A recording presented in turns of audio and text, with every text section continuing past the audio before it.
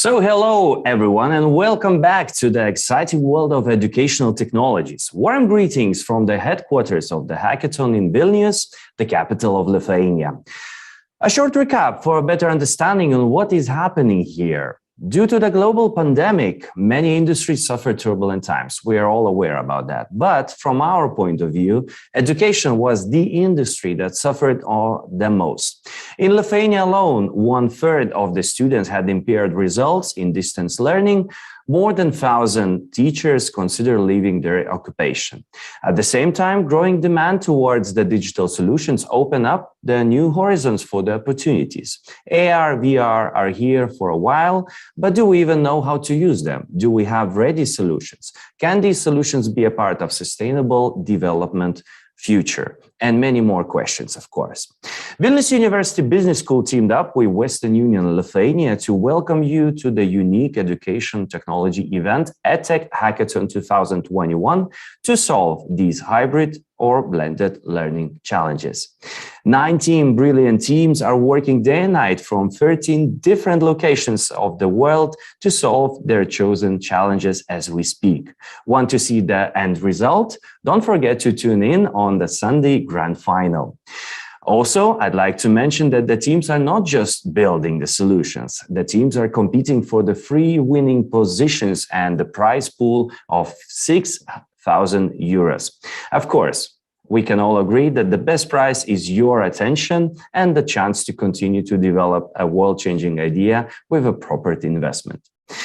Last thing before we start, on behalf of the organizing team, I'd like to thank our sponsors and partners. Main sponsor of the event is Western Union Lithuania. Our other sponsors and supporters, Transcom, Guidehouse, City of Vilnius, Vilnius Educational Improvement Center, Sunrise Valley Science and Technology Park, EdTech Lithuania, Startup Lithuania, Vilnius University Tech Hub, and our communication partner, 15 Minutes. Without that, the brilliant teams, of course, that are working currently on the building the solutions, we are also organizing, it's a brand new thing this year, 4 amazing days of brilliant ideas, as we call EdTech Week. So let's jump into the third day of keynotes on this week. And for everyone who is watching, I'd like to remind you that you can ask your questions in the comment section on our Facebook channel. And of course, without further ado, please welcome the first speaker, Živilė Valeišienė, Strategic People Partner for Global Operations and Talent Centers, with a keynote speech on Future of Work is Today. Živilė, do you hear me well? I hear you well. I need a little bit of technical thing to resolve. Please let me know. No worries. It's a very good spot to tell some joke, you know, something interesting happened today, maybe. Absolutely. First off, it's a great honor for me to kick off this third day of the event. Let me just quickly see if my presentation and slides are working. Super. So, great honor, and let us kick off with the Future of Work is Today topic. And when we talk about the future, typically we talk about something related to readiness. And I wanted to share my personal story. Back in summer 2019, I happened to participate in a project related to global business continuity, where we analyzed the modeling element related to potential global pandemic. It was one of the scenarios, but honestly, while looking at that, it sounded more like a science fiction, some fantasy world at the time. Thus, after reviewing all the business continuity plans readiness, we just moved on. Little did we know at that time that this was the exact moment of preparation for the reality we're facing as future of work today. Since then, situation obviously is changing and evolving, not only in the ways of us completely shifting the way we work, from doubting if remote work is even possible to having it as a business as usual practice. More and more focus is needed analyzing what and how artificial intelligence, automation, and robotics will make this shift even more significant. This inevitably demands us to accept the fact that some jobs will be lost and many others created, the jobs that we have no smallest about today. When we talk about the key areas and discuss what the future of work stands for, we typically look at three core areas: the work itself, who does the work, and where the work is done. To create value from these changes, organizations, irrespective of whether that's business or education, should take really a bigger and broader perspective. When we tend to redefine work as to create valuable human-machine collaborations, shifting our understanding of work from task completion to complex problem solving, and at the same time managing human relationships. According to the World Economic Forum, the division of work between people and machines is expected to continue to shift, obviously, in favor of machines, and especially for most repetitive work to be done. That only could eliminate minimum 15% of the work today and disrupt around 1/3. What does that make us think about is, how do we manage the understanding and create certain elements of trust to be successful, and how we need to change? We need to understand the work from new perspective and what skills gaps is there to meet our challenges in the current and future workforce perspective. How our associates and colleagues will take on the new roles and assignments. Rethinking talent model is becoming also an intense challenge and will not come at ease in light of the aging society and the shift in the preference of potential employees who aim to be way more flexible than in the past.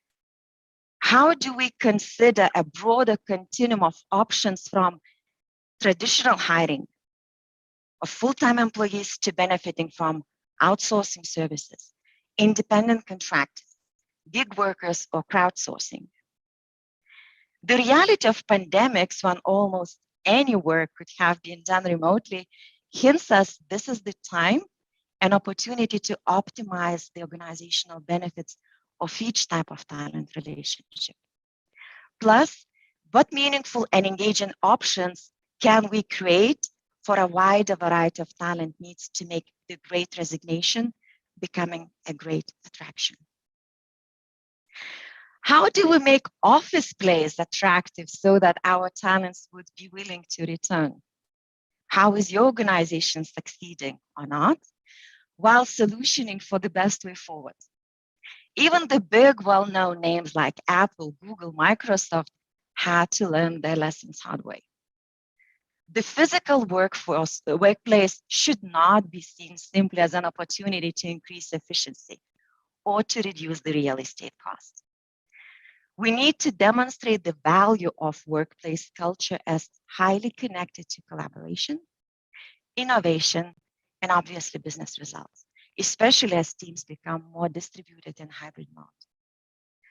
We all need to rethink how to foster both culture, team collaborative connections, yet meeting business and flexibility needs. What do our people want? Typically what they tell us. We want more flexibility in hybrid working mode, and we want more personalized solutions and trust. How can we better prepare through our educational systems, programs, and business decisions to close the skill gaps for work and jobs that will exist in the nearest future? The only answer for getting ready for the future of work and closing the skill gap is adopting the lifelong learning. Research by McKinsey Global Institute has looked at the kind of jobs that will be lost, as well as those that will be created, as automation, artificial intelligence, and robotics take hold. And it has concluded findings as what type of high-level skills will become increasingly important. The need for manual and physical skills obviously will be declining, yet still necessary. On the other hand, the demand for technological, social, emotional, and higher cognitive skills will grow. The scarcity of STEM-based skill set is loud and clear these days. However, is it the only field we need to focus on today?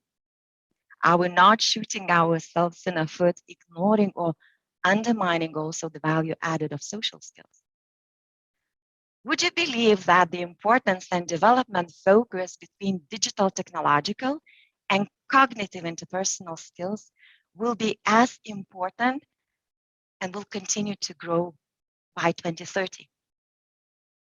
The tendencies also dictate that integrated programs and not segregation will add way more benefits to choosing the future roles. There is a wild estimate that 85% of jobs that will exist in 10 years have not even been invented yet. One example, people like making predictions about robots and artificial intelligence and the way how the jobs might look like, especially robots doing the things that remind us of humans. It is only a matter of time when we will need a position or job of human-robot team manager who would specialize in helping hybrid teams of humans and robots to work better together. A combination of human psychology and artificial intelligence skills might be a good combination for a start. The biggest gap in soft skills today is critical thinking, problem solving, innovation, and creativity. How do we deal with ambiguity and complexity, employing communication? All of those are the ones that I would call out as the most important to focus on. But before we start managing the hybrid human-robots teams, let us see what reality our leaders are facing today. It's a non-negotiable fact. The pressure on leaders will remain. And no organization would lose if it chooses to invest into leadership development programs. Be it an emerging or solid business leader in a startup or bigger corporate organization, a lecturer or a student, it is important that each of us either lead a team or is being led by someone who must master a variety of skills working in the multimodal workplace. More and more is spoken about the criticality of creating a psychological safety at work. It needs to serve our multi-generational work environment and also desired business results. From the skills to focus for leaders, today I would like to call out two that definitely help building trust and psychological safety. The first one would be empathy. Have you ever come across the saying that we are here to do business and not to talk feelings? It has always been a critical skill for leaders, but these days it's taken on a new level of meaning and priority. Far from having a bias of serving soft approach, it can actually drive significant business results. The reason empathy is so necessary is that people are really experiencing multiple kinds of stress. And data suggests it is affected because of the disruption during the pandemic. This is the reality and ways our lives and our work and our studies have been turned upside down.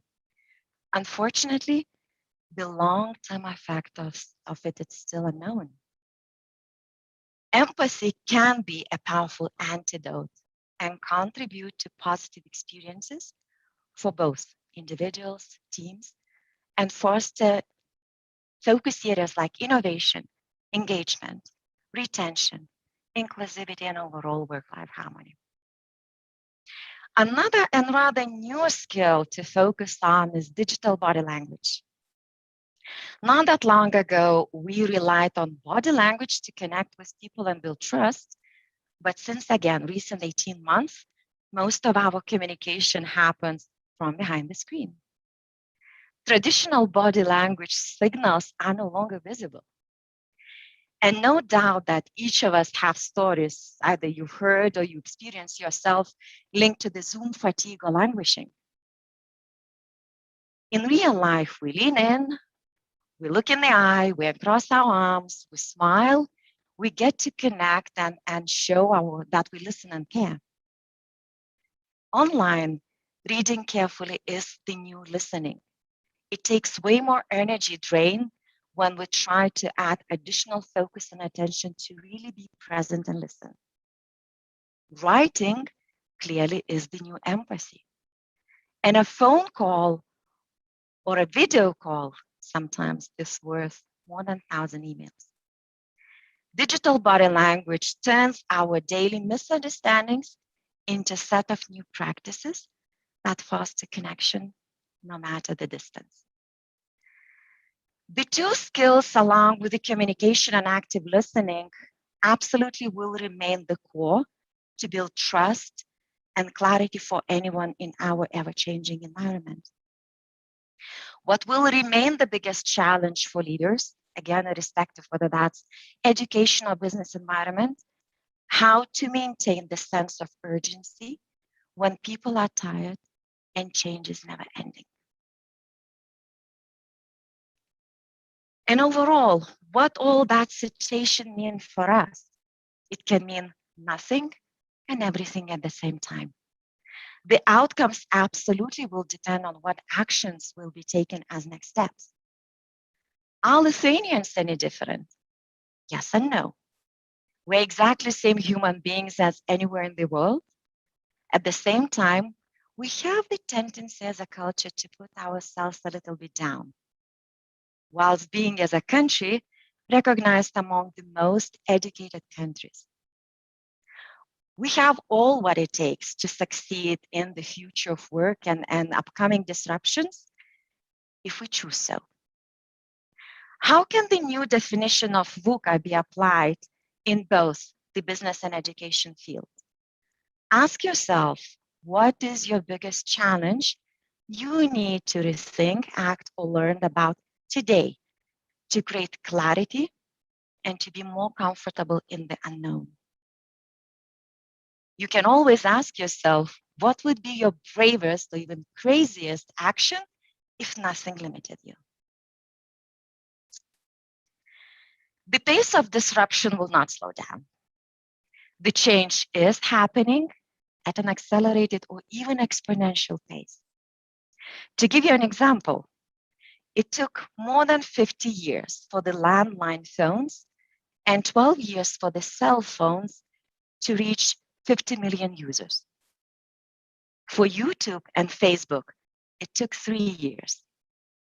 And for the Pokemon Go game, 18 days. We will never be fully ready for the future disruptions, but we can learn from the surfer and be utmost prepared to turn disruption into the gift of opportunity. So, what will you decide to choose to adopt today to better adapt to the future of work tomorrow and not be scared to get wet? Thank you.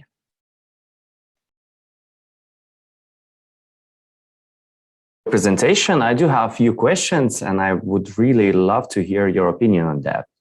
I believe everyone agrees that COVID pandemic really changed the way we communicate and work, and your presentation also shown a lot of examples. From your own point of view, what are the most positive changes that you see that we have adopted? Absolutely. Several elements I would love to call out would be, one, access to learning opportunities and programs that can be personalized and really tested in an agile way that we did not have access before. Online trainings, free of charge, and also coming at a certain small fee or bigger fee, but saving so much time that you do not have to travel. The other part of it, or the darkest side of it, it's how overwhelming all of that becomes, because the choice is enormous. How do you choose the right one, or how do you really prioritize and filter down? Other than that, it's also people started understanding, and even myself, and valuing the time. How much time do I have at hand? How the opportunity not to travel to the business saves me time, and where do I spend it? How do I spend it?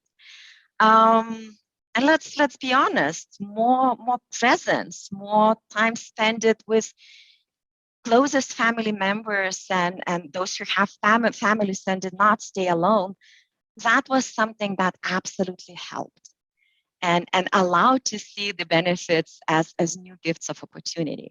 So, and we could continue more and more, but those are the most ones I would say that came to my mind. Okay, but with the good things also came some negative things. People are super tired of the screens. Maybe you have a recipe how they could fight the digital fatigue? Mm-hmm. First of all, again, if talking about psychological safety and trust, be it again, educational organizations, students and professors, be it business organization. First of all, it's the kind of agreement. Is it something when we require cameras to be turned off? Is this the time when we can really stay off video? Understanding that it's really physically exhausting, number one. Also fighting some assumptions that if a person is off camera, then he or she is not attentive, multitasking and doing something else. We don't even know if the person is present behind the screen, right? Mm. So having those agreements to really trust, fight biases and assumptions, openly talk about it. Okay, and please do, everyone, remember that you can always stand up, go to the forest, because trees are your friends. Tree will understand you, tree will never judge you, and tree helps you to feel better, right? Green light. And also, in between, even during the digital videos being off screen, you can do some quick body movements that allows you not to have the stiffness. Okay, so Živilė, last question from my side, and then we will move on. A decrease in the stability comes to more traditional business. How should traditional micro businesses get prepared for the future? Can you repeat the beginning of the question, please? A decrease in the stability comes to more traditional businesses. So I would say that this is where I would love to get back to this definition of VUCA redefined, where we talk about the clarity, vision, communication. It's very much about, we will never know what we don't know. We can never be fully prepared for what's coming ahead of us. But what we can do, take the micro steps, communicate more openly and clearly. Link your goals, tasks, actions to most important strategic activities. Take one step at a time. Thank you so much. Brilliant answer. Ladies and gentlemen, that was Živilė Valeišienė, Strategic People Partner for Global Operations and Talent Centers. Živilė, thank you for that. Thank you. Up next, please welcome on the virtual stage Ieva Šantaraitė-Gurskienė, HR Business Partner at Cognizant Technology Solutions Lithuania. Ieva will share her ideas on data age learning. Agility. I believe you already see the presentation on the screen. Ieva, it's a pleasure and an honor to have you here today. So how was your day? Good evening, everyone. The day was busy, but that's normal, I guess, in this world, fast changing, and echoing Živilė's presentation, this VUCA environment is really affecting every one of us today. Absolutely. And if one person has at least something stable during his day, the day is awesome, right? Yes, absolutely. Of course, I'm joking. Ieva, the virtual floor is yours now. Good evening once again, ladies and gentlemen. I'm honored to spend some of this time this evening with you together, studying, looking at learning in this data age. Very fancy term, data age, but actually it is already a reality. And agility. Živilė mentioned that agility now is important in this world, agility in everything if we want to be successful. Now, before I somehow can't move my slide. Oh, okay. But before we jump into business world and learning, I would like to invite you just for 1 minute, close your eyes and feel the world around you. What do you smell? What do you hear? What do you sense? Let the world come into you. And now, let me ask how many of you thought about soon coming Christmas. I bet we have quite a part of audience already thinking about it and all the gifts we have to buy. Even though some of us are Grinches, we still give and get gifts. Now think for a minute, from all the bunch of gifts, how much would you place under commodities box?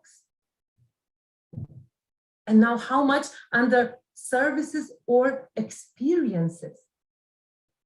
I bet the ratio would be different some 50 years ago. And today we as human beings are moving in our economy from commodities and goods to services and experiences. The world has never been so safe and well accommodated for humanity. We don't need to care about warm water, for example, at our houses or electricity. Now our focus turns to services and experiences. And when it comes to experiences, it's really hard to plan. The fog is on purpose on this picture because the surrounding is foggy, a bit foggy. I think you felt it if you close your eyes and try to let the world in, that fogginess around us. And now moving again to this fancy term, VUCA, which means volatility, uncertainty, complexity, and ambiguity.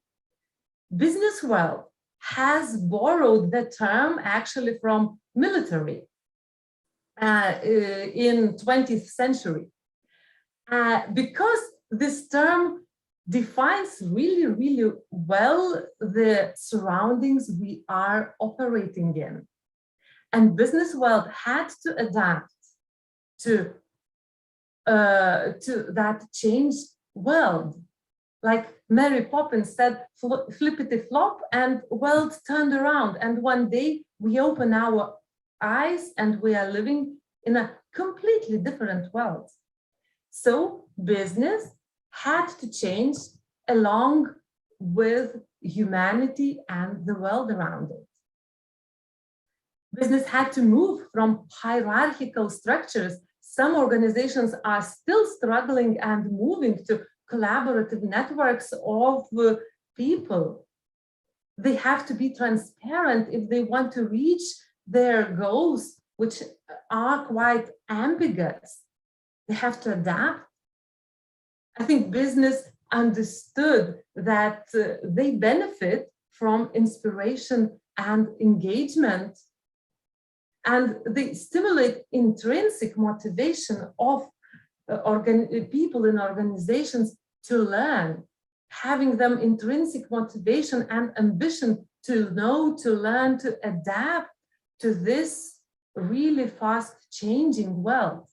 And now I'm inviting you to evaluate the world, the surroundings you are operating in through these dimensions of volatility, uncertainty, complexity, and ambiguity. And while you are doing that, we are moving forward to the organizational DNA, it's people. I think if you were open to yourself, you gave this high value to all the 4 letters of VUCA. And in the environment of the high VUCA, we seek for thinking that accepts paradox, diversity, and contradiction without seeking to control it. And I think I'm echoing the previous presentation, we can't control what we don't know. We have to adapt ourselves to be comfortable in this unknown world. So how would a perfect employee look like? What are recruiters searching for when they look into the eyes, into the candidate's eyes?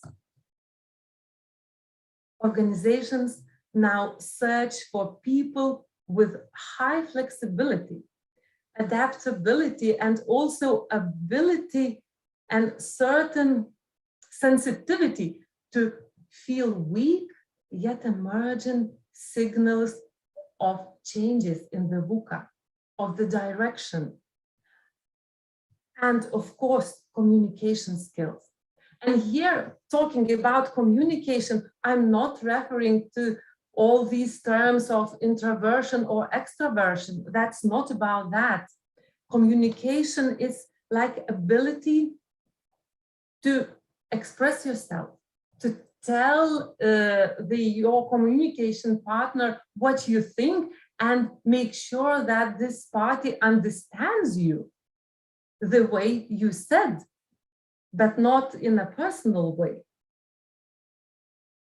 So, of course, ability to accept diversity and operate, including different perspectives that might, on a personal level, contradict to own perspectives. That's what organizations are looking today when they are recruiting. And all of this can be put into two simple words: learning agility. And learning agility helps us to move from industrial age to data age. Probably the biggest part of the working population today were born and educated still in that age of industry. Efficiency mindset, optimization, clarity, control, stability, the age of rules and firm hierarchy structures. And we were trained to learn many things by heart, for example. But now we are living in a different world. We need agility to be creative. We need to see opportunities, observe emerging patterns, experiment. We have to be agile. We have to have this intrinsic motivation to learn. And now, if we go to the learning in organizations today, it has changed. It has changed from being pushy, from classes, from defined, firm, cut and stone programs to pulling. We want our associates, our colleagues, our employees to evaluate the surrounding they are in today, because only them know best what they need in that particular situation. Organizations can no longer tell what is needed on a personal level. Of course, we need some trainings, some giving grounds for our employees, but not telling them that you need that and that skill in that particular situation. Here is the program, please go through it and learn. People are not motivated when we push. They have this intrinsic motivation to know when they learn themselves, when they decide themselves what they need in that particular situation. And if we look through dimension of value and employee independence, so it's clearly seen that learning through personal experience at work, through self-development using digital sources, through networking, through different platforms to connect and communicate is much, much more valuable and giving our people and organizations that independency to make decisions in the situation they are today. Sometimes they can't even, the change is happening so fast that they can't reach out to their managers and ask what to do in this situation. They have to take the decision right now, right away. Otherwise, it can be too late.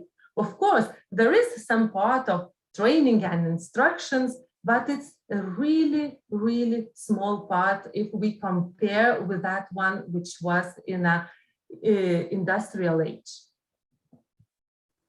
Here I'm sharing with you a slide presenting some internal research of our employees made a couple of years ago on learning preferences.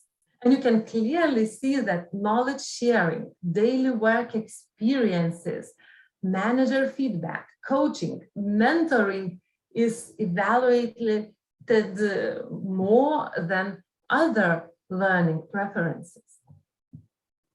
And organizations have to ensure that we have platform for our employees to learn. We have to build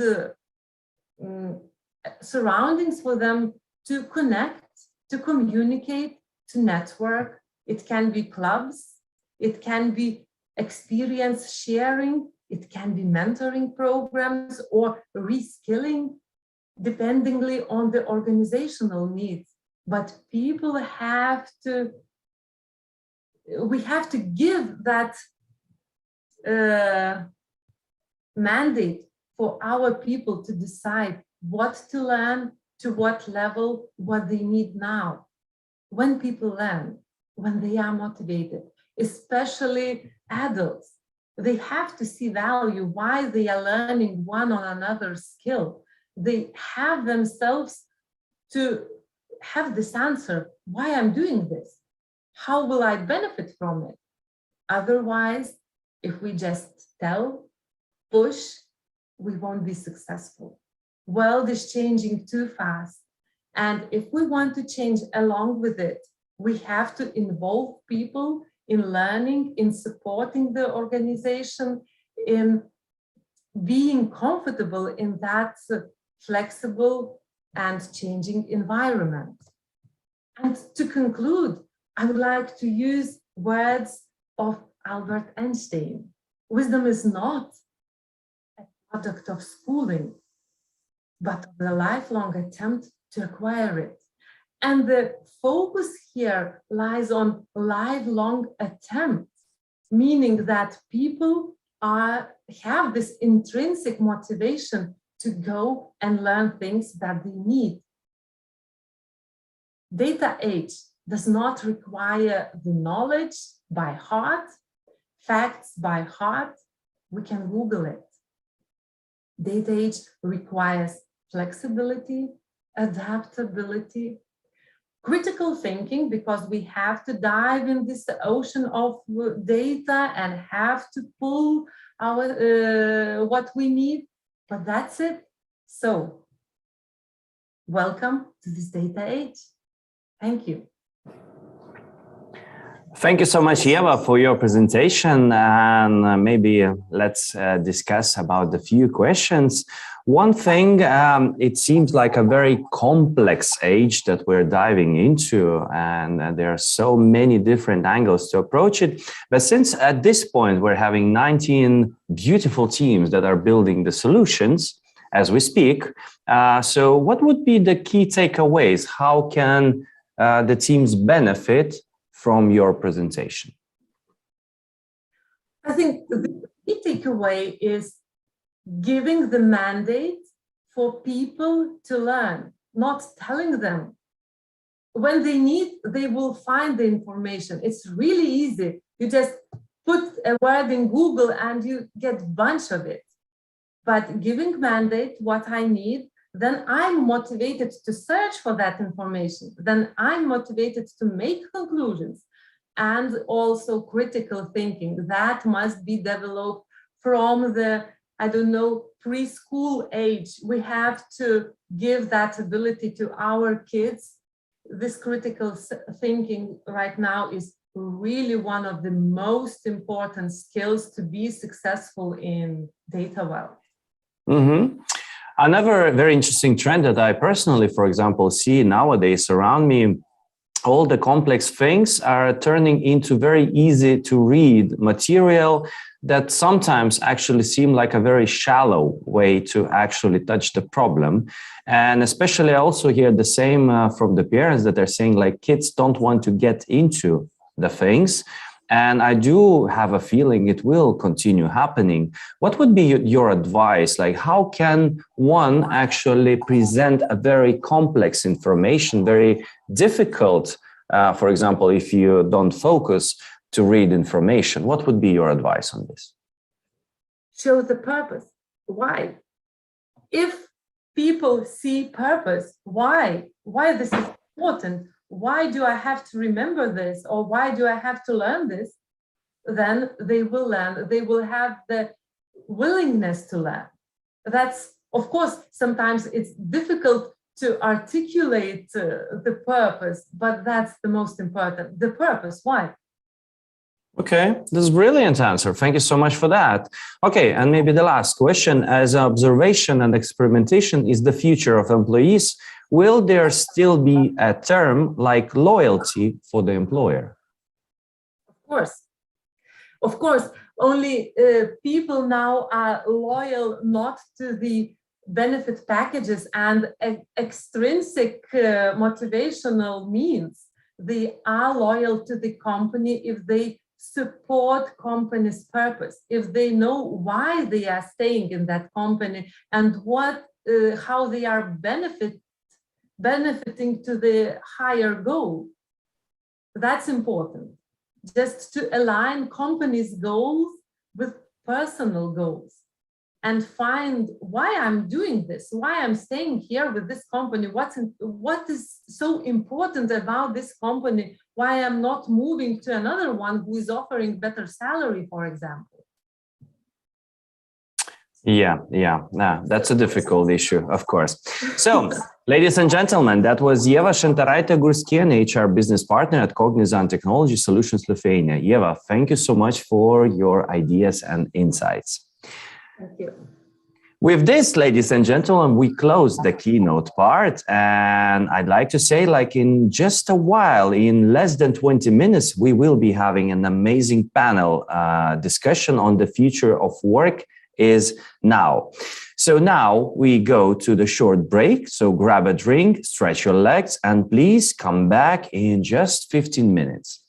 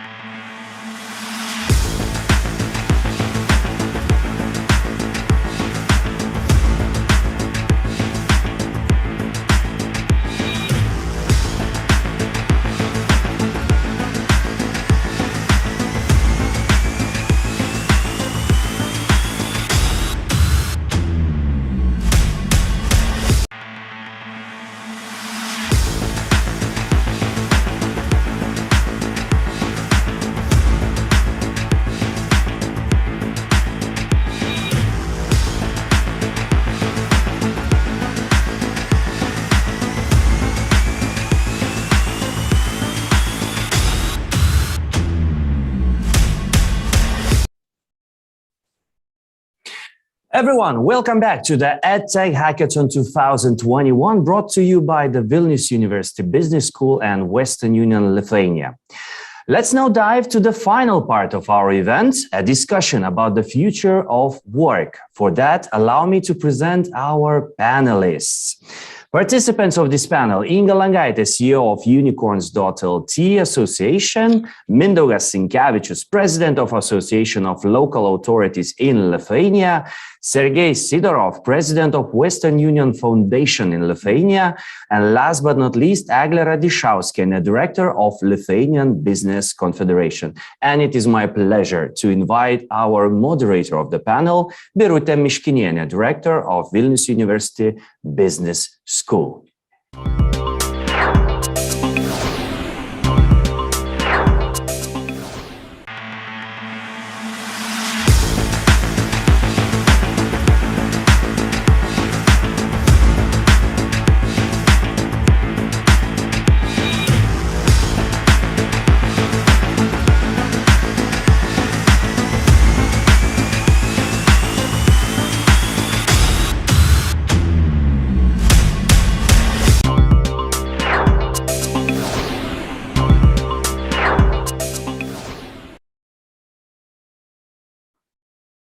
Hello, everyone. So great to be here. And first of all, thanks a lot for your time taken from your personal lives and from your families.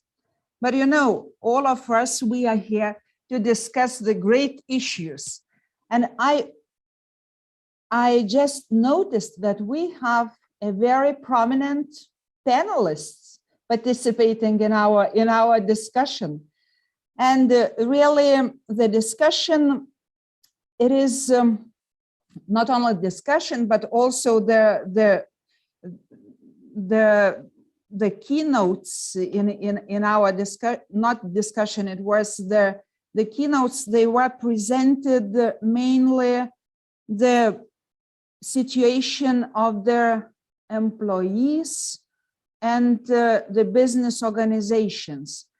But by having the 5 leaders coming from the different organizations and sectors, I think that we should start our discussion about the leadership.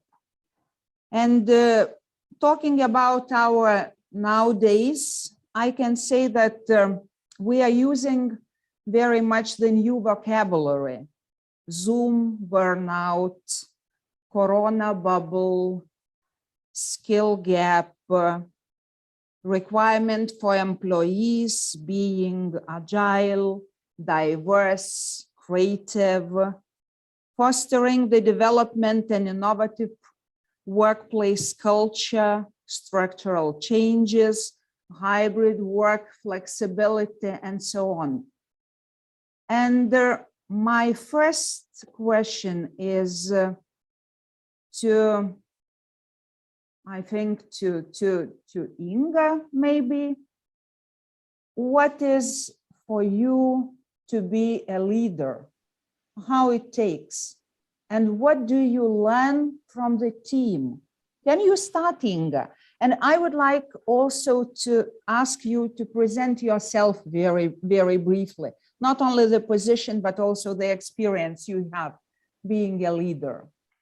Hello, everyone.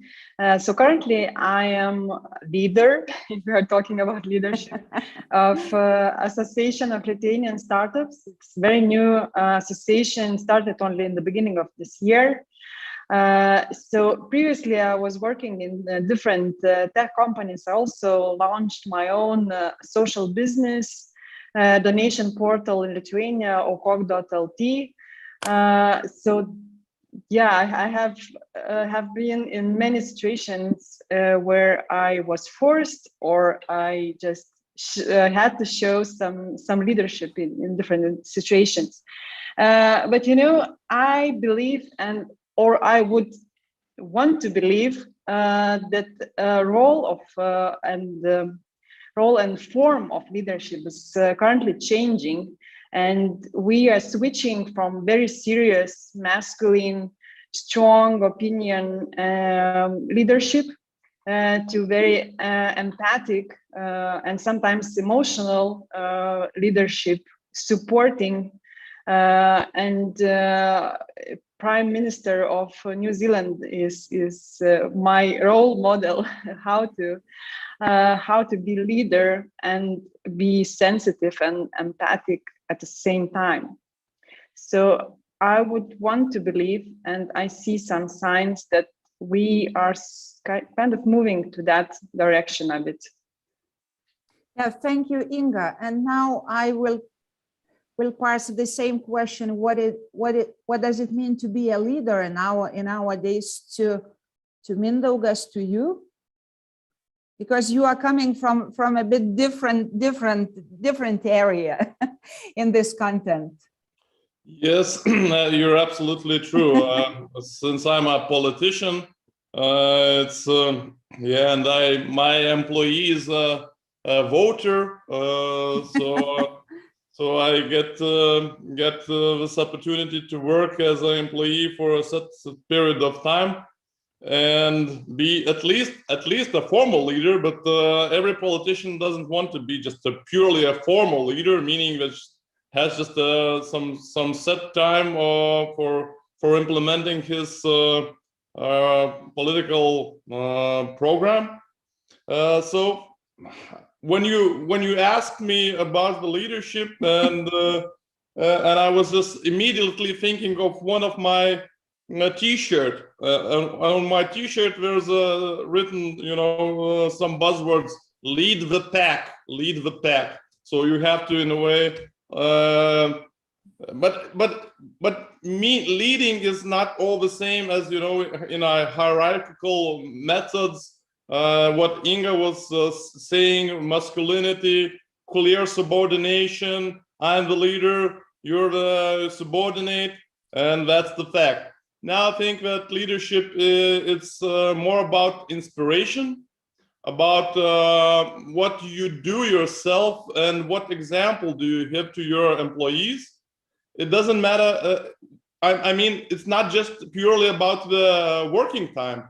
It's also about your leisure time, because since much of us are huge communicators in social media, our employees do follow us, what we do on our spare time, leisure time. And if we're doing, ecological things, sporty things. So I think that also brings inspiration to the workers to follow, not just purely at the work time, but all the time. So 24/7 is, I think it's also a requirement for any leader of any organization.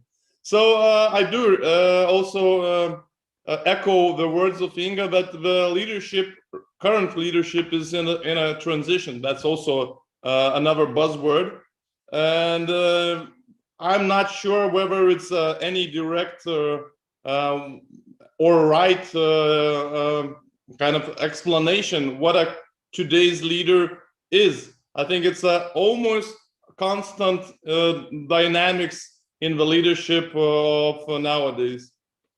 Yeah, thank you, Mindaugas, for your insights. Yes, that's very interesting to hear that you are leading your leadership is related to voters. So that's yeah, in some extent that's true, of course. Yeah, and Eglė, what is the leadership for you? And also my second part of the question was, how do you learn from your team? Thank you, Birutė, and good afternoon to all.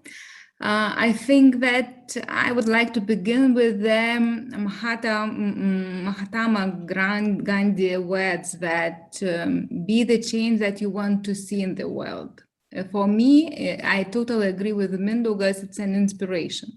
It's not bossing, but it's being a person whom follows your employees.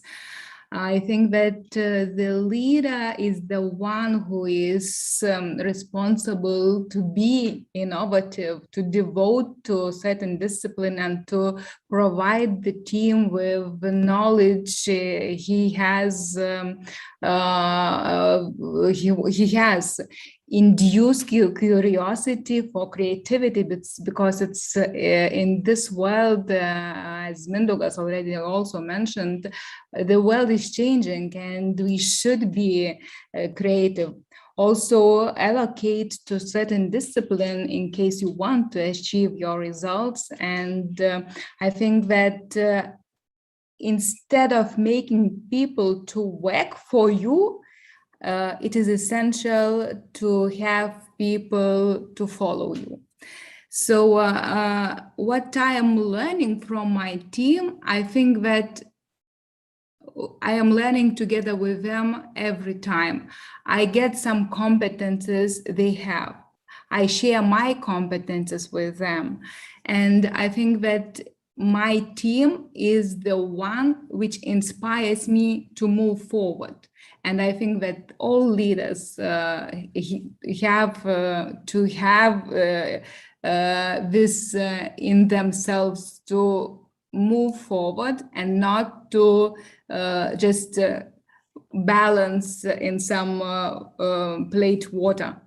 So I think that it's important for team to see you as a little bit the hero whom they want to follow. So leadership for me is like this. I don't know. I think that the team is the one which will answer the best what kind of leaders we are all and whether we are leaders or just bosses. So I think that they should participate in this keynote then. Okay, Eglė, thank you very much. We are talking about the leaders, not about bosses. I just reminding everyone, Sergey, my question also exactly the same for you. And I would like you to explore a bit more about what do you learn from the team? Yeah. Thank you for the question, and good evening, everyone. I think we've been talking maybe just a little bit to start with a lot of followers, right? There is a big tendency right now that visionary leaders are not the best leaders, right? So it's no longer about just having a vision and trying, I'll use this word, sell the vision. It's more about, I think for me, listening to the people. When you listen to what your team, what your people saying, this is where the real ideas and real thoughts are burning. And this helps them, the company, to prosper and go forward. And for me, actually, what you're learning from the team is actually what they're telling you. You just have to sit down and listen. Sometimes this active listening, we keep asking, we keep interrupting, we keep trying to do something else. But actually sitting down and just listening helps a lot. And then you start to understand what is the main for the team, what they're living, what is the importance for them. And that's the only way then you can help them. So I see the leader is, if you would take, a project and there is an executive sponsor, right? So the executive sponsor has to be fully involved in the project. And this is what the leader is, right? It's helping to achieve the results and being next to your team when they most need it. So for me, that's how it looks like, and you learn from listening. Yeah, thank you, Sergey, very much for exploring this question in a bit different way. This morning I was participating in an international conference related to project management. That's international conference, and the keynote speakers, 3 of them, they were mentioning VUCA, and also our keynotes also, they have been mentioning VUCA as well. And my question to Mariano is also about the leadership and about all those fashion things. How all those fashion things matter, and what kind of influence do they have? And really, it was a very funny thing. I was also just counting how many times the VUCA was mentioned. Is it the fashionable right now? Seems to be. Yeah, it's an interesting question, Birutė, and thanks for the invitation today. I've been thinking obviously about all the answers that the panelists has been giving. And from my perspective, leadership remains to be, and I think it has been evolving more closely to those values, but it's about being forward-thinking and being inclusive, which is pretty much encompassing everything that we have just said. How do you interact with a team? It means that you listen, you take into consideration and care for the opinions of others, regardless where they are in the hierarchy. So a good leader is not hierarchical, is part of the people, is part of the team, puts the hands on the project, leads by example, asks for help, may not have all the answers, and is humble in the way we're approaching. But it also teaches the teams to look at the future with curiosity, to stay relevant in an ever-changing world, and be authentic in the way both the organization and people need to be adapting to the conditions that both the markets and the current situation in the world is dictating. And I think if you think about the situation right now in the pandemic, in principle, it started as a healthcare crisis, and somehow it evolved into a trust crisis. It is pretty much about who believes is true, who believes is not true, whether I should be vaccinated or I should not be vaccinated. And then you start thinking now the vaccine is getting rolled out to younger kids, and you start seeing even more split. So I think leadership will provide the certitude to act responsibly towards the future and adapting into the current conditions, but we'll also listen to the different opinions of others. And if you put it in perspective now, you were asking before where people are transmitting from. So today I'm in the office, is that a good example of a leader being at 7:15 p.m. in the office? Probably not, but I am the only one in the office, so I chose to be in the office because I needed the space for that. How are we looking at the future of work right now from that perspective? It's going to continue to be completely flexible. And that is part of listening to the people, right? That is part of being inclusive into not following trends on what is fashionable or not, but it's actually listen to the content of what people really want. So we need to be able to cut through the noise as leaders and actually take into consideration that facts, that are data points that can lead us to make good decision making that is inclusive and that is flexible at the same time. Yeah, thank you, Mariana, very much for explaining and exploring this question also in a bit different light, let's say. But you have been saying a very important thing. The situation we are facing right now, it is very unstable situation, and in such kind of the situation, leader should accept change and manage fear, because people, they have a lot of fears, and there is no stable scenario because it does not exist. And we see with the pandemics very much, and instability creates stress, and people don't like it, of course.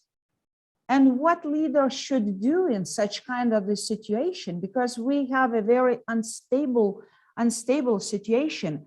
And my question is related not only about the psychological or emotional feelings and stability, but also related to business and productivity, because the productivity still matter, and it is still in line very much with all our actions we need to take. So how leaders should act in such kind of the situation?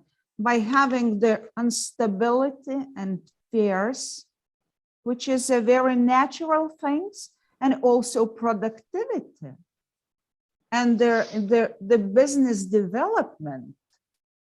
So I would like to start from Sergey, if we can.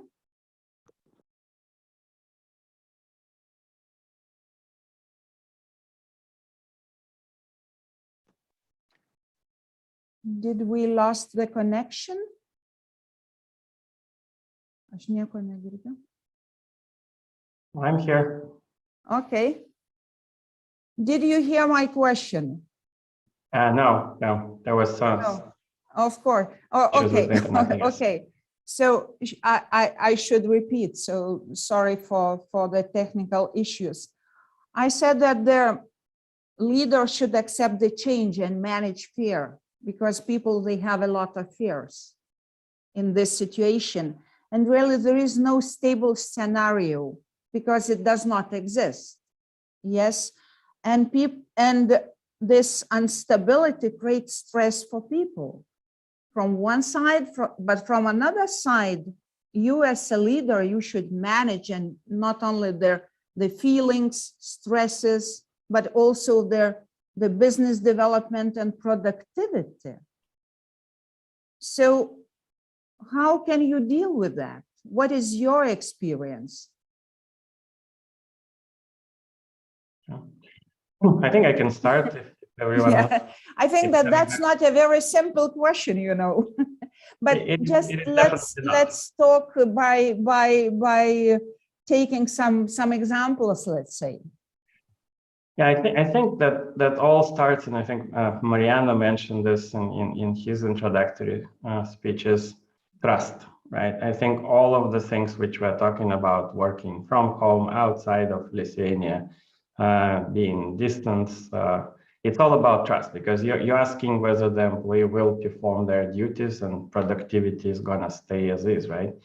So I think first thing is trust, and second thing is how employee and you can align and understand that what's being done, right? So it's a simple way of we all like.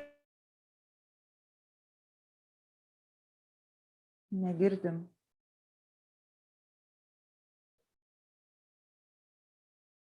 Yeah. Mariano, can you take this question yes. to answer, you know, because we have some technical issues with Sergey, but we will come back, Sergey, to you, okay? Okay. So, you know, I will try to stay a little bit away from what Sergey started talking about, so I don't patronize his answer, although he started very good. Look, I think the first priority, or the only priority a leader should have in terms of when you're facing uncertainty and a crisis of trust, is actually to provide that comfort level on, you know, things are going to be okay, but how things are going to be okay.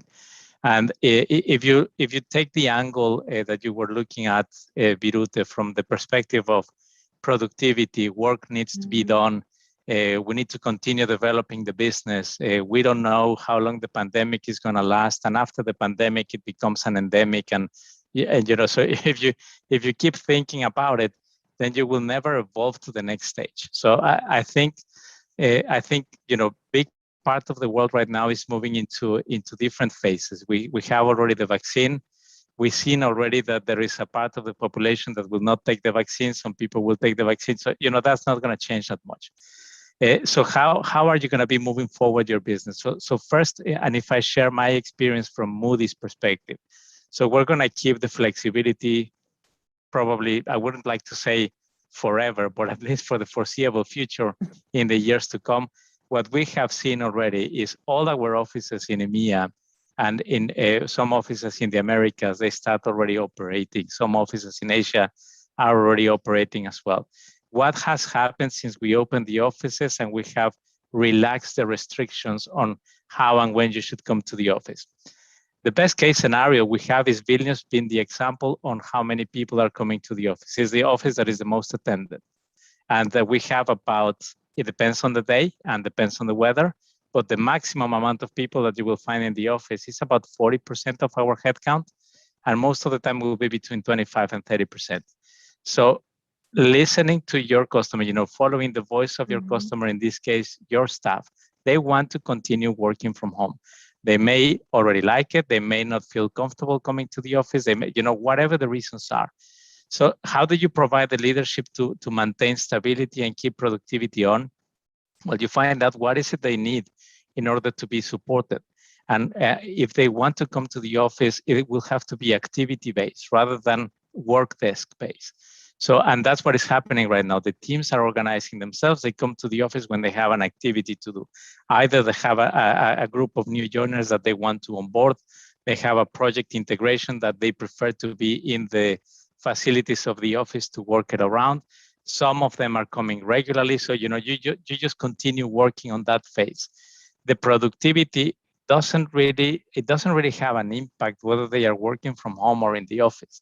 And if you think about it as a leader in reality, if you're sitting in an office with 200 people or 2,000 people like Sergey in Western Union, I mean, are you going to be checking 2,000 people? What are they doing? I don't think so, right? No. So it's just the ideology, the comfort of living institutionalized in the way that an office work means that you have a bunch of desks and a bunch of people working from that desk.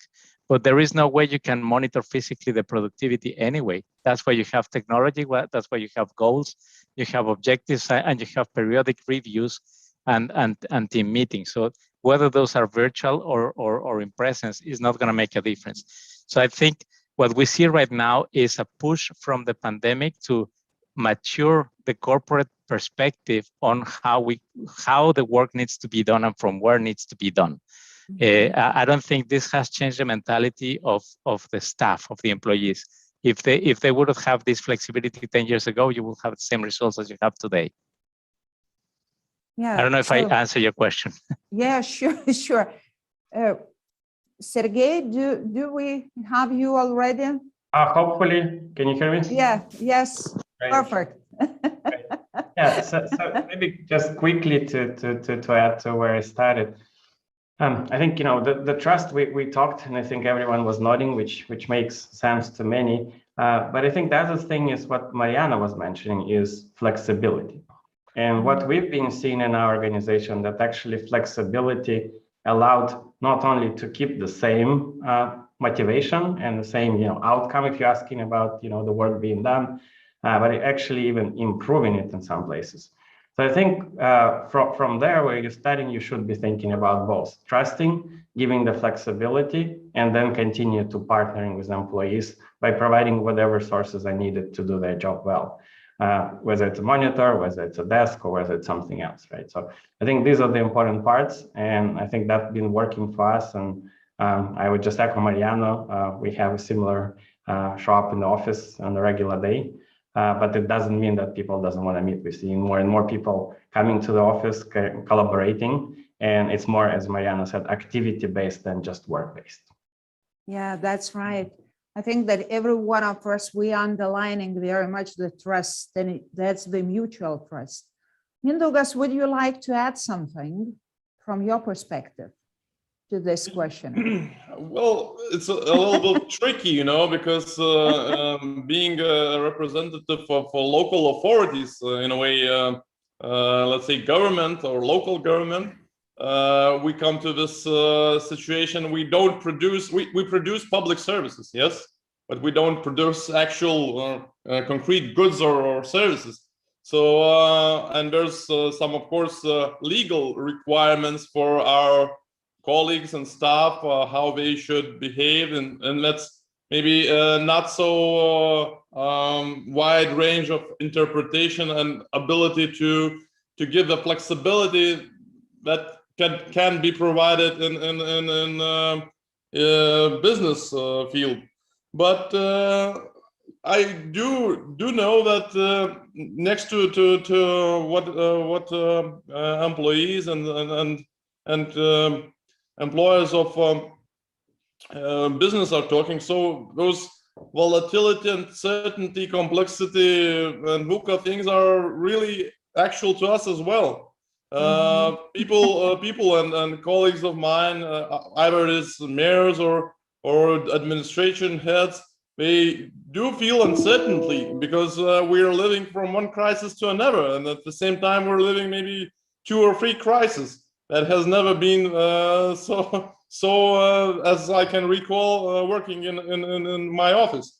So being a leader, I'm trying. Well, I'm not trying to give the answer to all the questions that arise, because usually the people or employees that follow, they tend to ask for advice, tend to ask for opinion, tend to come to a discussion about the crisis and the uncertainty that we live in.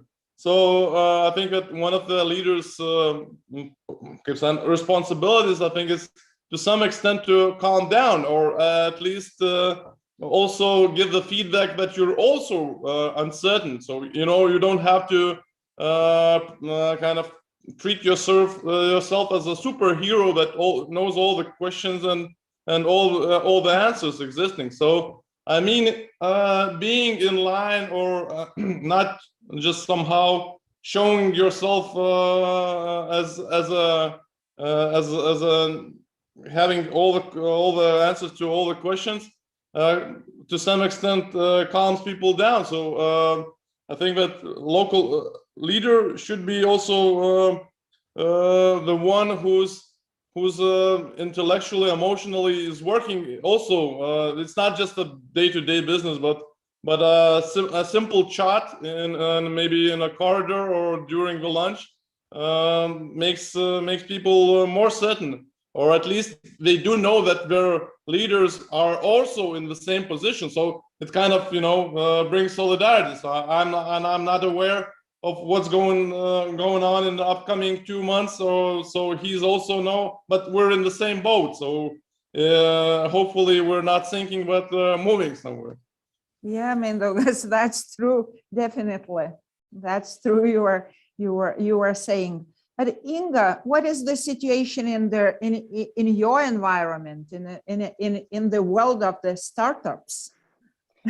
So I will repeat similar statements as from Mario and Sergey as well, because in startups, situation is that employees do not come 100% to the office, and they usually come for some certain activities, not for desk work. But also some companies are trying to attract employees to be more often at the office, and it's not very successful actually. Neither some fancy food days or any leisure activities or new games does not attract employees back to the office. They kind of used to work remote, and for some of them it works quite well. What I wanted to say that this transition to remote work or some mixed work, like partially remote, was predicted many years ago, but during pandemic, we were forced to try that in real life, because we kind of had some tries before, but I guess that was question of trust that was mentioned by Sergey and Mario as well, that we kind of didn't trust each other from both sides. And the pandemic was great catalyzer to try that in real life for quite a long time. And we understood that this is possible, and this could work as well. So we all moving this office work to mixed model, partially remotely, partially in the office. What I also wanted to say that pandemic also forced at least startups to employ more remote employees from abroad.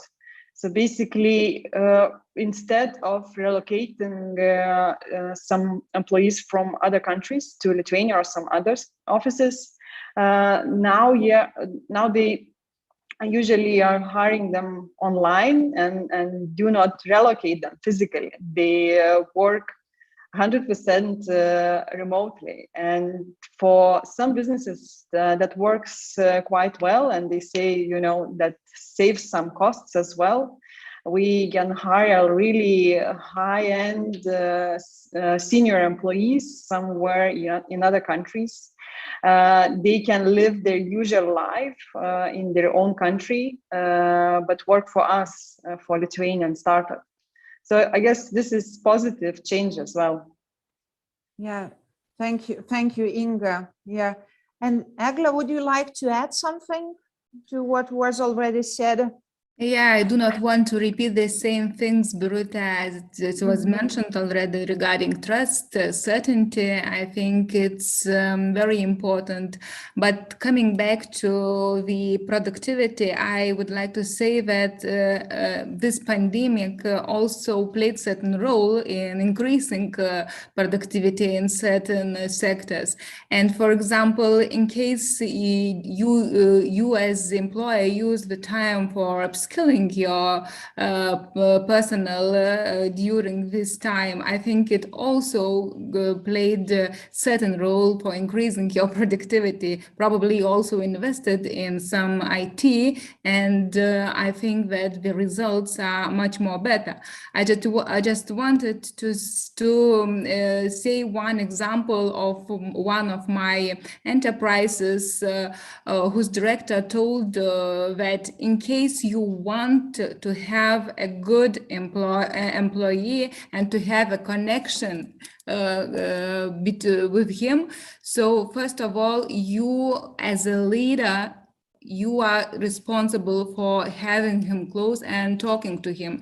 And what happened in his enterprise is because he has reached the vaccination, full vaccination of 100%, because he talked to each employee. He himself, being a leader, he found the time to 200 employers and he talked to each employer. So I think that here, trust and certainty and the information you receive from the person who is a leader makes the company really a certain value and increases productivity. Yeah, thanks a lot, Eglė.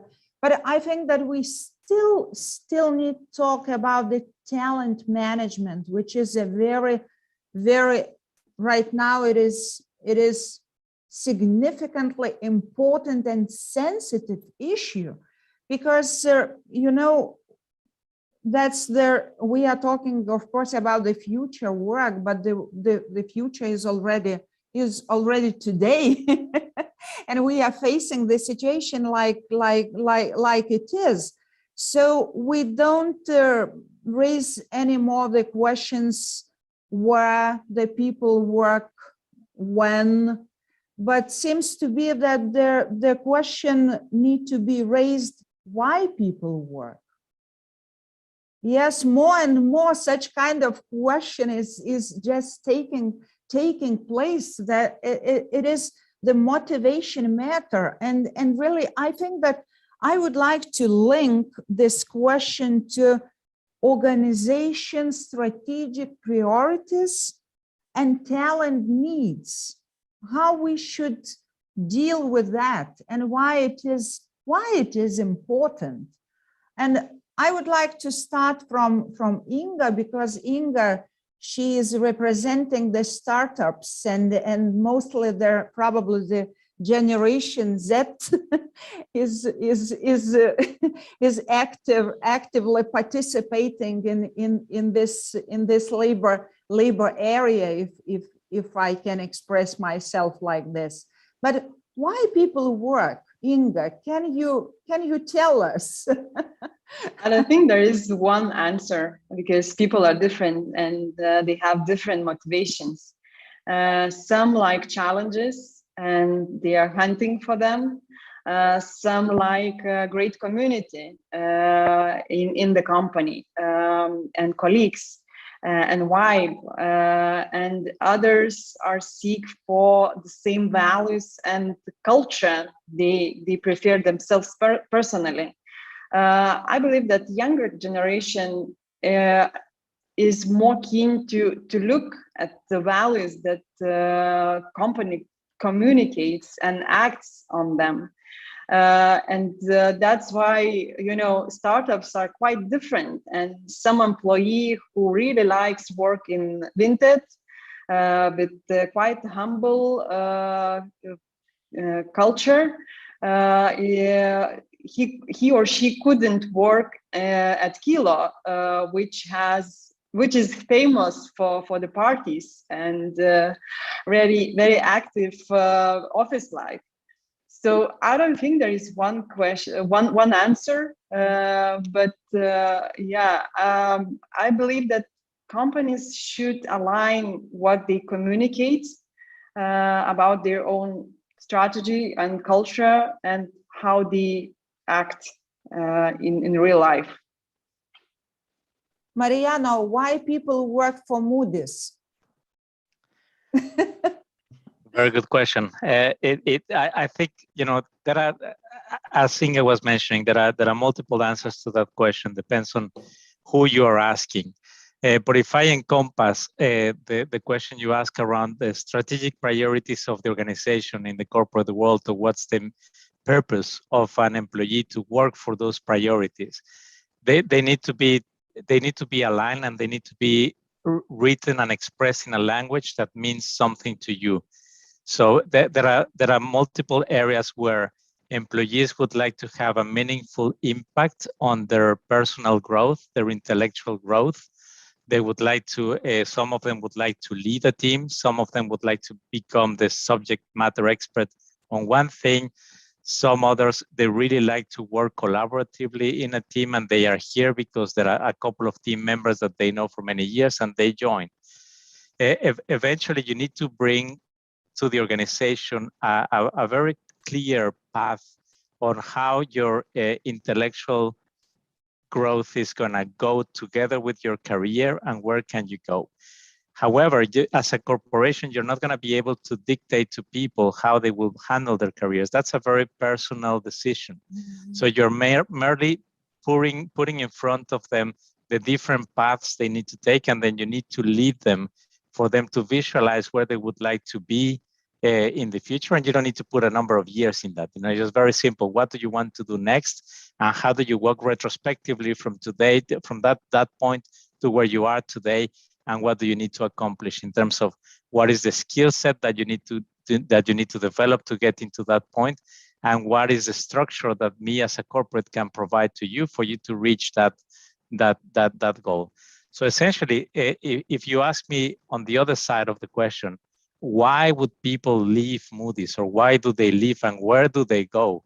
Which is a question that, you know, not everybody will be comfortable to answer, because nobody wants to talk about how many people you are losing. You know, we'd rather talk about how many people we're employing. But the reality is that we have observed that there is that volatility on more people choosing to go to another job simply because you don't satisfy their current needs. And very often it's about, I don't see myself in a couple of years reaching my goals here, because you have ceilings that are very visible to me. So organizations need to really work on building the structures for people to have clarity on how they go about it. And then they also need to put the academical investment for people to get the skill sets required for them to be able to go further in their careers. And listen, we can try many things. You know, we have 170 locations, change country, move to another country, go. You know, many Lithuanians are not willing to go abroad anymore. You know, this is not 2006 where, you know, if you would say that, then many will jump into the airplane and go somewhere. Right now it's about meaningful work and intellectual growth for myself. And it has to be obviously paired with the financial gratification or reward for that work. But the principle is, where am I going to go? How will you get me there? And how much are you going to pay me for that? Yeah, thank you, Mariana. Before asking this question to Sergey, I would like to present the short information about the research which was done by Concordia University. And the research was asking Generation Z about the motivation. And really, their answers just surprised me. I would like to share those answers with you and to get your reflections. So 70% of the respondents, they said that the money is the main motivation. 70% of them. 8%, they said that work and life balance, that's the motivation. and 58% already work during the nights and taking extra jobs for better salary. So, Sergey, how you can comment this numbers in the framework of the Western Union? Good question. Actually, I haven't heard this last statistics. I've been hearing some also similar maybe to that. But I think what I think Mariana said is there is a formula which cannot fit all, right? It's not one size, as they say, fit all. For many people, different things is the motivation. But I think what is important, right, and maybe even twig a little bit this to a different sub-question, which I think we also having, is how companies are moving towards having the people they need, right, and how things are changing, and how this also motivates your team, right? Because we're kind of moving a little bit to this rescaling part. And I think for me, what is important, as kind of just probably first give an example, 10 years ago, we were not even knowing that there is such a job title as RPA developer. Who doesn't know what RPA stands for? Is the developing of the robotics tools, robotics automation, right? So this position didn't exist, and this skill wasn't in the market, right? And then you're looking into what you need to do and how you want your company to go further. You're also moving things around, and you're starting to see that new positions, new things are necessary, and you're investing in people to move to these positions. We started from just getting some people to learn it. We had a company who trained them, so it was like on-job training, basically, right? Which now created a team of almost 50 people working just on that part of the company's vision, right? So I think that's kind of how you're looking into also making people happy, because you can make them happy by offering them what they want and what they need and what is good in the market right now, right? I mean, try and find right now the RPA developer. it's very hard. It's a very big demand, right? And if people having an experience in this now, definitely enjoying the life and making sure that they can contribute to much more different companies and much more different products, which is also a good thing. And I think as Mariana was really open, and I like his comment on people leaving, right? I think just to add to him, what makes me feel good when people are leaving, then after they leave, they say, I really enjoyed working in your company. I learned a lot, and I would definitely recommend it for another person, right? So everyone has their own step, their own time in life to move on. But I think this is what is important, is that the experience they have working in a company is something that they will value throughout their life, and that will help them in the future. Yeah, thank you, Sergey. Yes. And Eglė, you have a very rich Lithuanian business associations experience, business confederation experience, because you unite a lot of different associations. What is the experience in your confederation? Why people work? Why? Tell us. Yeah, thank you, Birutė, for your question. I think that why people work, when you find the right person in right position and at right time, I think then people work, because they are satisfied and the enterprise is usually satisfied.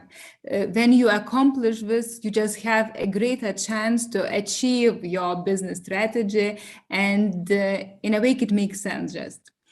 I think at the moment, all enterprises entered a new era, and which is affected by demographical changes, as we know, because in Lithuania, where we are aging quite rapidly. Moreover, increased globalization, but it was a good point that Lithuanians came as they are really in nature. They do not want to be very much mobile. They just want to keep in Lithuania. And also the challenge of a generation shift. So I think that at the moment, all organizations have to rethink of achieving business strategies and their goals, and of course how to develop and to attend talents.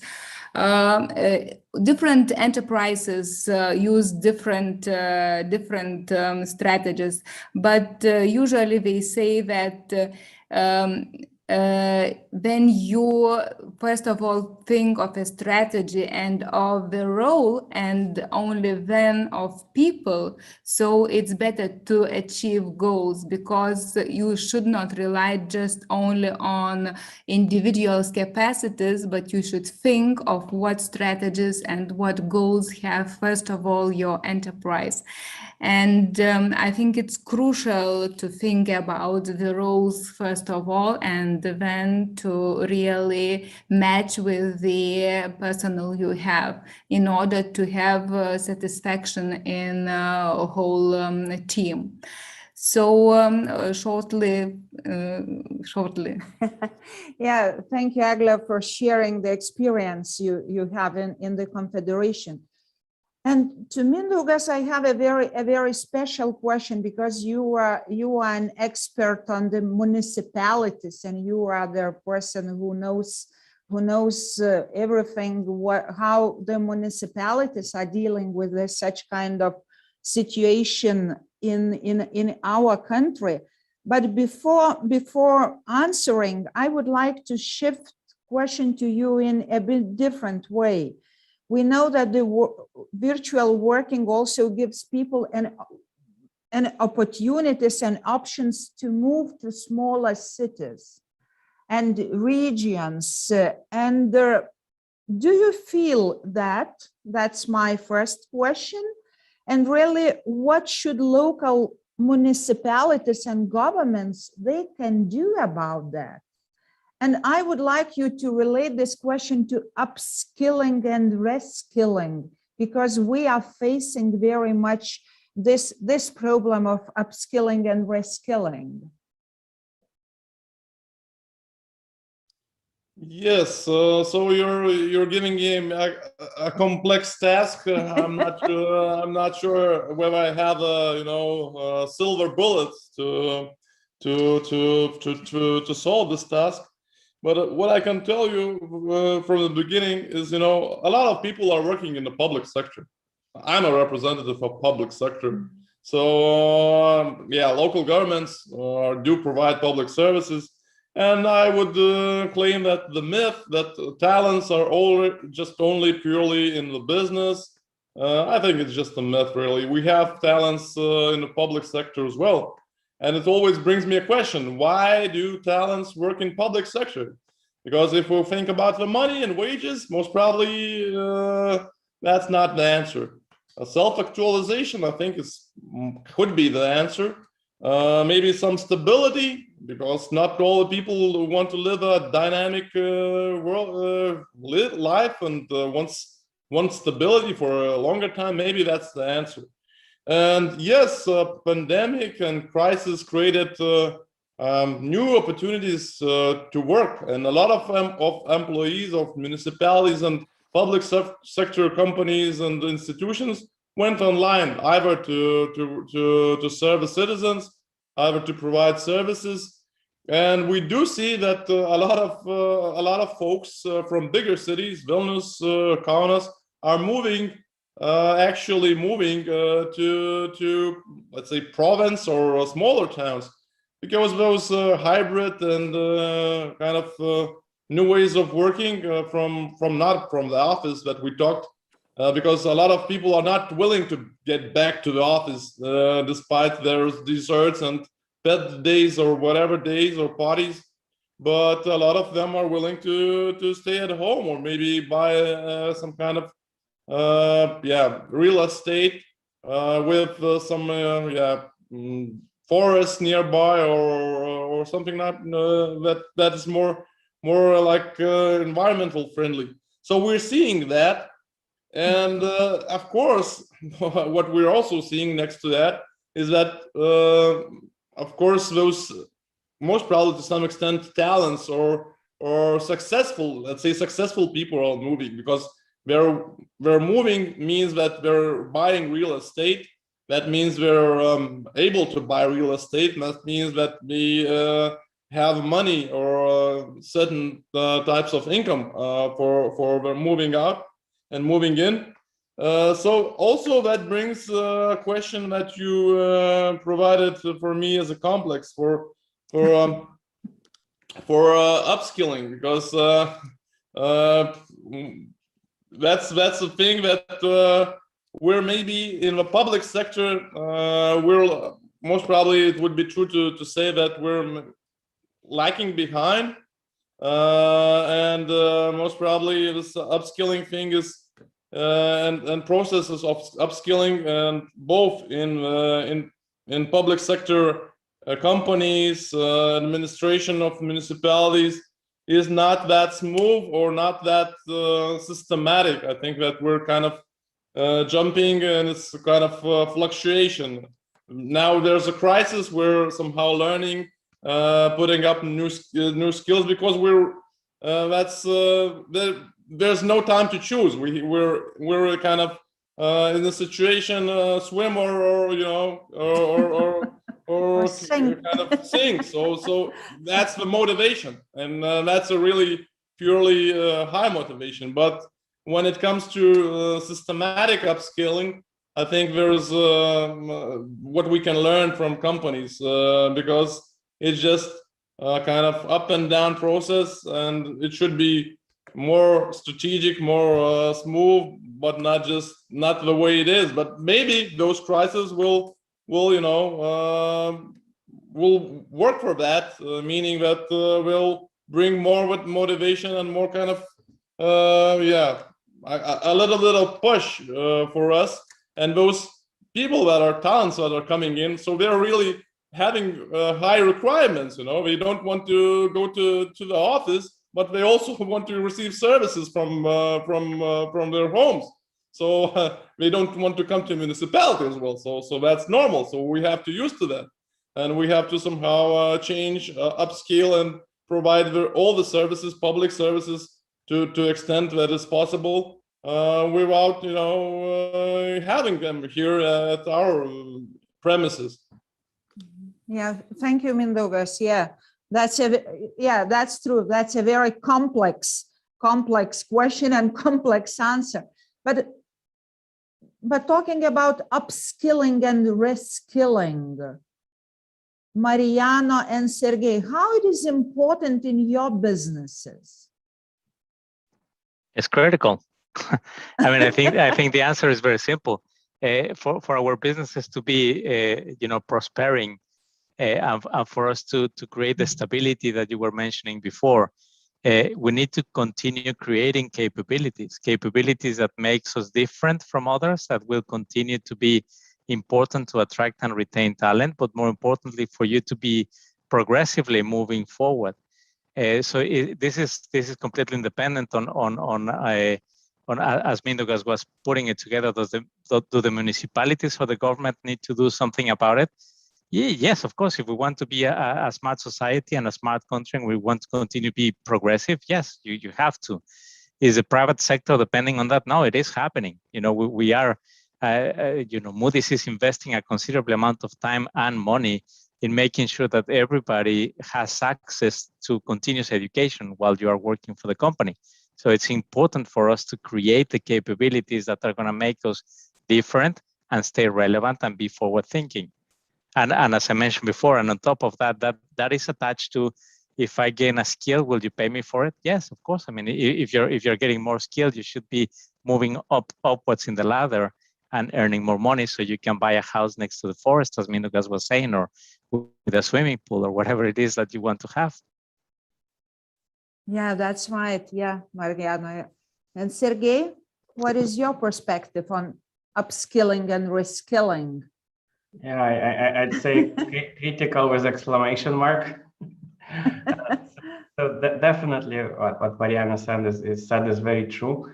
I think from my perspective, one of the things which I think is kind of the future of many of our organizations, and you probably heard this tendency of moving into a project type work, where you're improving your day-to-day, you are automating a lot of things, you are redesigning the processes, and then people can start actually generating quite a lot of value for the company when they work in the groups, right? You've seen a lot of these companies like Apple and others who actually dedicating specific groups to specific processes or specific tasks, and they work in collaboration to create them.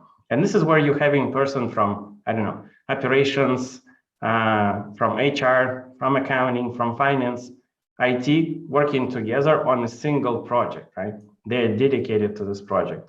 And there is no more the same leader to whom they directly report helps them to achieve this project. There is something else, which is called the matrix structure. So I think for me, this is where the future is. And this is where a lot of companies are moving, because we're seeing a lot of great value that employees can create by working together and collaborating together. So I think that's kind of one of the examples. On the other back, really quickly, what we've been seeing in the beginning, we started with a lot of different work in our organizations here in Lithuania. In 2010, we had some work which was related to call center. We don't have this work anymore. But now we understand that we need to serve the market, and there is a demand for lawyers. So now we have a lawyers department in our organization who are actually working with the region, helping to solve different problems and different questions which we're having. So I think that's also a big shift of how the companies are changing and what tasks are being done and what type of people are necessary. Yeah, Sergey, thanks a lot for sharing those insights with us. But you know, seems to be that we are facing the migration between occupations first of all, because the professional career is not only the vertical but also horizontal very much, and a lot of influences coming from the environment, not only the working environment but also our personal environment. But coming back to our EdTech Hackathon, and I would like to say that we have 19 teams working on challenges. So that's the new start from all for all those people. And I think that for them it was very, very interesting and valuable just to hear your insights about the situation in labor market, not only thinking about, you know, the educational products what kind of educational products should be developed, but that's very, very important as well, because this year the topic of the hackathon, that's the hybrid learning, and we have been talking with you about the hybrid work, not learning, but seems to be that's very important just to get the connections between the hybrid education and hybrid work, and so it is connected. And I think that it was the best value just for those teams, just to hear what such kind of prominent leaders they think about the work, which is not about tomorrow's work, but really about our days and just today's work. And my last but not least question, or not, it could be, that's not question, but probably the comment for those young people who are working on those challenging, what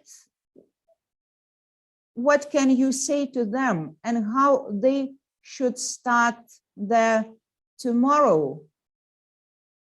They would like to hear from you, from the, I would say, a very, very much valuable leader's advice. by working on their challenges and trying to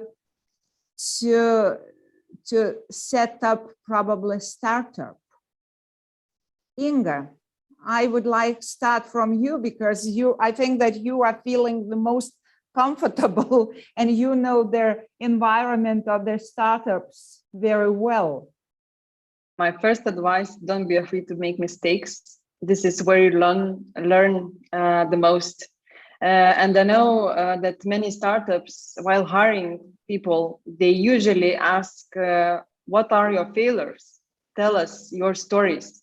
If you try to do some startup or business, why you are here, why it didn't happen successful.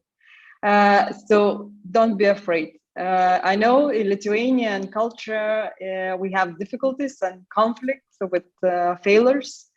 We do not want them, we do not accept them, but this is really crucial component in your learning path during career or your business. And second advice, choose your team carefully, especially in the beginning. Those are the closest partners that you will have. And if you are running marathon, not a sprint, and if you will stay for a long time, you have to trust them. You have to believe in each other. You have to feel, that you can work together. And yeah, don't be afraid to for some people to let go from your team. Yeah, thank you, Inga. Thank you. Thanks a lot. Mindaugai, what would be your advice? So the advice is both simple and not that simple. You can never know all the answers to all the questions. There is no right time except the time is now. So trust your guts and move on. It's up to you whether you want to be standing or are you willing to be moving. So the first step for you is to be made by you purely. So go on. Thank you, Mindaugas. And thank you very much for spreading the information among the schools. And we have some teams coming from there, not only from Vilnius, but from the local municipalities as well. So thanks a lot for that. Sergey, what would be your advice? I really probably wasn't understanding the beginning of my career, but it's much clearer for me right now. You have to hire people who are smarter than you. I think that's the main thing to do if you want to achieve good things, right? Because I don't know everything. I don't have all of the answers, as many of us said here, right? We may be leading big groups, small groups, different experience, but nobody has all of the answers. So I think for me, when you're looking into building a new team or building something new for a company as a project, it's important to have the right people in the right place, and they have to be smarter than you because they are the ones who are doing the creation and the work. And as I said, you as a leader helping them to achieve it. You're not the one doing it. So I think that's important to do. Yeah, thanks a lot, Sergey. Eglė? What would be your advice? I liked very much advice of Sergey, just to hire smarter people. Yes, it's inevitable, I think. But I think that it's equally important to hire those people who are not afraid of failures, who trust themselves, and who are willing to gain new competences, first of all, because some competences probably were not gained during their education time. And I sometimes compare all companies to very expensive mobile phones, but they are worthless without chargers. So I think that you need people who are chargers of your expensive companies and phones. Yeah, Eglė, thanks a lot. And Mariana, what you would advise? I would advise, look at tomorrow with curiosity, optimism, energy, share your passion and intellect with the teams, and don't be afraid of sharing your imagination as well. to achieve the goals that you want to move forward to. So for me, it's very simple. If you are an entrepreneur, you have to be curious about the future. You have to look at it with optimism because you are creating the future yourself. And you need to share that passion and intellect and imagination with the teams that are surrounding you in order to achieve that. It's a collective team. Yeah, thanks a lot. I think that everyone would agree what every panelist were saying in advance, and to our teams. And from my point of view, I would like to end our discussion with the thoughts of CEO coming from Microsoft. He was saying that leadership, that's a privilege. So I think that our discussion, it was based not only on the privilege, but also about the sharing our experiences and advices and insights. So once again, thanks a lot for being with us, for sharing your thoughts and insights, and good luck to our teams, and see you then. So bye. Thank you. Thank you.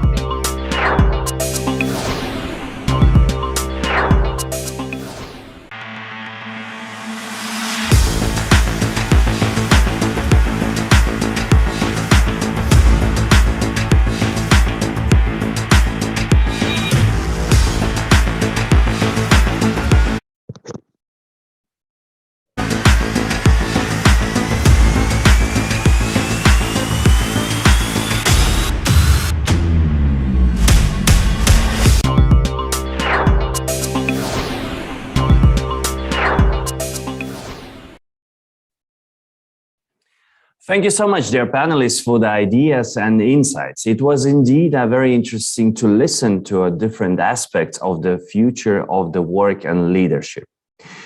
And ladies and gentlemen, this is it for our third day of this amazing EdTech Hackathon, presented to you by Vilnius University Business School and Western Union Lithuania. I would also like to thank our other partners and sponsors that support this happening. Transcom, Guidehouse, City of Vilnius, Vilnius Education Improvement Center, Sunrise Valley Science and Technology Park, EdTech Lithuania, Startup Lithuania, Vilnius University Hub, and our communication partner, 15 Minutes. So, what happens next? 19 amazing teams continue to develop their world-changing ideas. Of course, everyone, absolutely everyone is invited to join us for the grand final of EdTech Hackathon on Sunday. Tune in at our live broadcast. Live stream starts at 4 p.m. Eastern European time. And we're happy to announce our 5 amazing jury members, 5 EdTech experts. We will be having Vladas Lašas, entrepreneur and member of the Lithuanian Business Angel Network, Rūta Krasauskienė from National Agency of Education, Šarūnas Dignaitis, the head of EdTech Lithuania, Unė Kaunaitė from Vilnius Educational Improvement Center, and Vytenis Mockus from Vilnius University Business School. Said that, good luck to the teams that are building the solutions, and good night, everyone. Have a rest.